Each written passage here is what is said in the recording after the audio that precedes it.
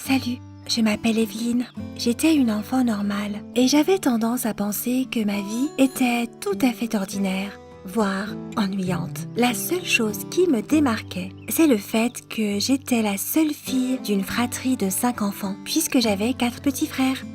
Mais récemment, tout a changé. Si brusquement que j'ai l'impression de vivre dans une série télévisée pleine de drames et de complications. Le nouveau travail de mon père a déclenché une série d'événements qui a bouleversé ma vie. Un soir, il est rentré du travail et a dit que nous allions vendre notre maison et déménager dans un autre état. Il l'a dit d'une certaine façon, avec un soupir dramatique et un regard contrarié sur son visage, de sorte que tout le monde a pensé que c'était une mauvaise nouvelle. Ma mère mettait la table à ce moment-là et elle a même fait tomber une assiette par terre. Mais mon père a soudainement arrêté son numéro. Il s'est mis à rire joyeusement et a annoncé que nous allions bientôt devenir une famille très riche. Au début, tout le monde s'inquiétait un peu des changements à venir parce que cela signifiait que mes frères et moi devions changer d'école et nous trouver de nouveaux amis. Mais dès que mes parents ont trouvé un endroit où vivre, soit une immense maison avec un jardin et une piscine, notre inquiétude a fait place à l'excitation. Imagine, chacun d'entre nous aurait maintenant sa propre chambre avec sa propre salle de bain. Donc, Dieu merci, plus besoin de faire la queue pour les toilettes ou de se battre pour être le premier à prendre une douche. Mieux encore, mon père m'a promis qu'il m'offrirait une voiture puisque j'étais sur le point d'avoir 16 ans. Il me semblait que rien ne pourrait gâcher cette magnifique période de ma vie qui allait commencer. Le seul problème avec tout cela, c'est que nous n'avions que 2 semaines pour faire nos cartons. Et comme mes frères étaient loin d'être du genre serviable, j'ai demandé à mon meilleur ami, Joshua, de m'aider. Joshua et moi étions amis depuis la maternelle et il était probablement le seul ici qui allait beaucoup me manquer, si bien que j'étais contente que nous puissions passer du temps ensemble en faisant mes cartons. On avait décidé de commencer par le grenier. Il y avait plein de vieux trucs là-haut. Comment une famille peut-elle empiler autant de choses, me demandai-je tout en triant de vieux jouets, vêtements, photos et bien d'autres choses encore. Soudain, Josh a trouvé une jolie boîte rose, avec mes affaires de petite fille dedans. Chaque enfant de notre famille avait une boîte comme celle-ci, et je savais parfaitement ce qu'elle contenait. Notre première couverture de bébé, notre biberon, notre boîte à dents, de lait, etc. Rien d'exceptionnel. Je voyais que Josh était vraiment obsédé par tous ces trucs de bébé. Il était émerveillé. Et soudain, il a trouvé un objet étrange au fond de la boîte, qui était enveloppé dans une couverture, comme si quelqu'un avait voulu le cacher. C'était une petite enveloppe froissée sans adresse, ni inscription quelconque. Mais il y avait une lettre à l'intérieur, qui semblait avoir été écrite il y a plusieurs années. Normalement, je ne lis pas la correspondance de quelqu'un d'autre, mais cette fois-ci, la curiosité a eu raison de moi. De plus, il se trouve qu'elle avait été là toute ma vie, et que personne ne l'avait trouvée auparavant, ce qui était déjà assez intriguant en soi. Il s'agissait d'une lettre d'une mère à sa fille, pleine de mots doux et d'amour, ainsi que de quelques conseils sur les relations entre hommes et femmes. Je pensais que c'était peut-être la lettre de ma grand-mère à ma mère, mais dans ce cas, comment s'était-elle retrouvée dans ma boîte? D'ailleurs, il n'y avait pas de nom dessus. Mais tout semblait indiquer que la femme qui l'avait écrite n'allait plus jamais revoir sa fille. C'était à la fois étrange et touchant. Alors, j'ai décidé d'en parler à ma mère. J'ai finalement réussi à lui en parler plus tard dans la journée, quand toute la famille s'est réunie autour de la table. Au début, ni ma mère ni mon père ne semblaient avoir la moindre idée de cette lettre quand je l'ai mentionnée. Mais quand j'en ai précisé le contenu, j'ai remarqué qu'ils échangeaient un regard rapide et essayaient d'esquiver le sujet. Cela m'a semblé suspect. Et après le dîner, j'ai de nouveau essayé d'obtenir un début d'explication au sujet de cette lettre.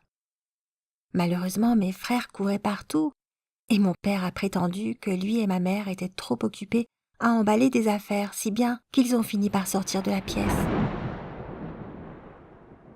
Le mystère entourant cette lettre m'a mise en état d'alerte. Toutefois, je ne suis pas parvenue à en parler avec mes parents durant les 2 jours qui ont suivi. Josh et moi nous prenions pour Sherlock Holmes et Watson, faisant des suppositions et élaborant différentes versions de l'origine de cette lettre. Quand nous avons finalement atteint un point où nous ne comprenions vraiment plus rien. et que nous pensions que cette lettre avait été écrite par une femme mystérieuse qui vivait dans notre maison il y a longtemps et qui avait perdu sa fille en lui laissant cette lettre juste avant sa mort. J'ai finalement décidé d'exiger que quelqu'un fasse la lumière dessus. Alors je suis allée trouver mes parents pour qu'ils avouent la vérité. Je ne pourrai jamais oublier ce qu'ils m'ont dit. Il s'est avéré que cette lettre m'était adressée et qu'elle avait été écrite par ma mère, non par celle qui était assise devant moi, mais par celle qui m'avait effectivement mise au monde. C'était le premier amour de mon père et sa première femme. Elle s'appelait Alice. Elle était morte quelques mois après m'avoir donné naissance, souffrant de complications après l'accouchement.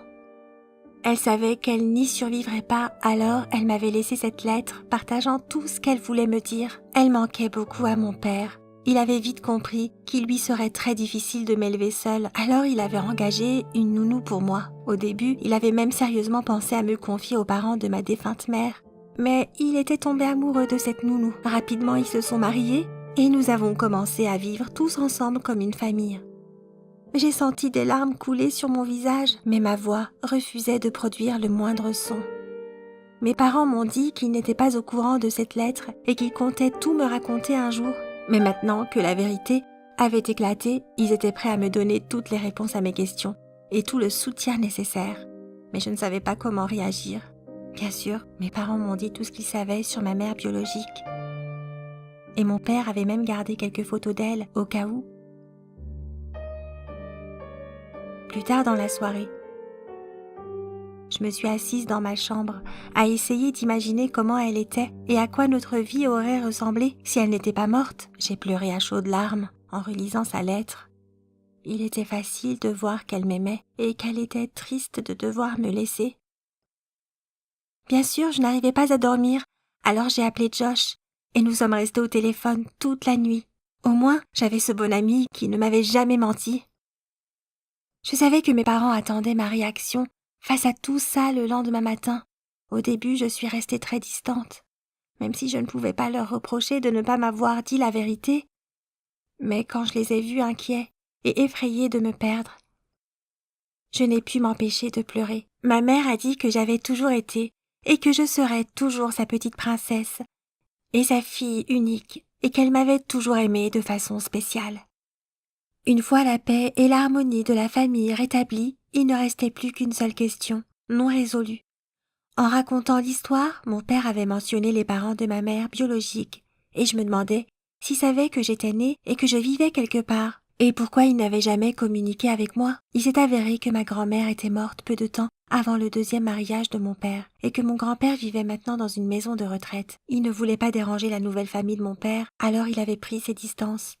Mais mes parents, à sa demande, lui envoyaient mes photos d'anniversaire chaque année pour qu'il puisse suivre mon évolution.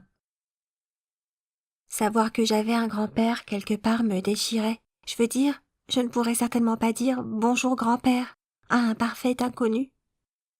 Il ne voulait peut-être pas me rencontrer et je ne voulais blesser personne. Je me suis dit que ma mère ne serait pas très heureuse si j'allais lui parler. D'ailleurs, avec mes parents, nous avons décidé de ne rien dire à mes frères pour le moment. Même moi, je pensais qu'ils étaient trop jeunes pour comprendre. George était la seule personne qui savait tout de mes sentiments. Il était très excité par toute cette histoire. Soit dit en passant, affirmant que s'il n'avait pas trouvé la lettre ce jour-là, je n'aurais probablement jamais rien su. Et un jour, il m'a insufflé du courage. Il m'a dit que si je n'essayais pas au moins de rencontrer mon grand-père, qui était clairement un très vieil homme, il pourrait mourir n'importe quand, et je regretterais sans doute à tout jamais de ne pas l'avoir rencontré. Je savais que c'était vrai. Et le lendemain, qui était justement le dernier jour de notre ancienne maison, Josh et moi sommes allés ensemble dans cette maison de retraite pour rencontrer mon grand-père biologique. Que puis-je dire? Cette rencontre était plutôt gênante. Je ne savais pas quoi lui dire ou quoi lui demander, et il semblait sur le point de pleurer à chaque instant. Il a dit que je ressemblais beaucoup à sa fille. Nous avons bu du thé et il a fini par dire que mes parents avaient vraiment fait du bon travail en m'élevant pour que je devienne cette gentille fille. Il n'était pas si vieux en fait, et il a promis de ne pas mourir avant que je revienne le voir. Je ne sais pas comment décrire ce que j'ai ressenti après avoir quitté mon grand-père, mais c'était une sensation plutôt agréable. Aujourd'hui, nous avons emménagé dans notre nouvelle grande maison et nous y sommes presque totalement installés. Je vais avoir 16 ans la semaine prochaine et j'aurai enfin ma propre voiture. Et encore une chose, j'ai parlé à mes parents de ma visite à mon grand-père. Je me suis dit que cette famille ne devait plus avoir d'autres secrets. Mes parents ont été très surpris, mais ils ne me l'ont pas reproché. Je vais donc écrire une lettre à mon grand-père où je lui raconterai ma vie en détail. Et pendant l'été, j'ai l'intention de lui rendre visite à nouveau, ce qui me permettra de montrer ma nouvelle voiture à mon ami Josh. Si tu as aimé mon histoire, clique sur le bouton j'aime et n'hésite pas à écrire dans les commentaires ce que tu ferais si tu découvrais que tu n'es pas la personne que tu as toujours pensé être.